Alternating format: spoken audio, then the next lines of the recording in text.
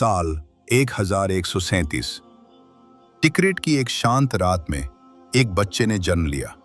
कोई नहीं जानता था कि यही बच्चा आगे चलकर इतिहास बदल देगा। उसका नाम था सलादिन। वो किसी महल में पैदा नहीं हुआ था, ना ही उसके पास कोई शाही दौलत थी और मजबूत ईमान।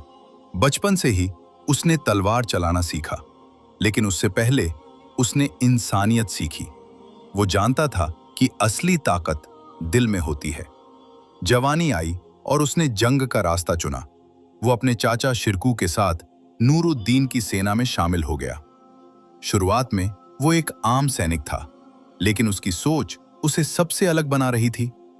मिस्र, जहां हालात बिगड़ चुके थे, डर, साजिशें और कमजोर हुकूमत, तब उसे वहां भेजा गया और धीरे धीरे उसने सब कुछ बदल दिया। 1169 उसे मिस्र का वजीर बना दिया गया।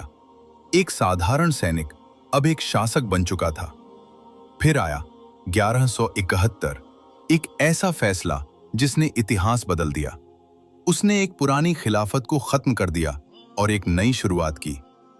1174 जब उसके उस्ताद की मौत हुई तो पूरी दुनिया बिखरने लगी, लेकिन वो खड़ा रहा। उसने शहरों को जोड़ा, लोगों को जोड़ा और एक मजबूत ताकत बना दी। 1187 हत्तीन की जंग, जहां तलवारें टकराईं, आसमान गूंज उठा, लेकिन जीत सिर्फ ताकत की नहीं थी, ये जीत थी सब्र और ईमान की। और फिर आया वो पल, जेरूसलम। 88 साल बाद फिर से आजाद हुआ, लेकिन उसने बदला नहीं लिया। उसने दुश्मनों को माफ किया, गरीबों की मदद की, बच्चों को पानी दिया, क्योंकि वो सिर्फ एक योद्धा नहीं था, वो एक इंसान था। फिर आया तीसरा क्रूसेड और सामने था रिचर्ड द लायन हार्ट।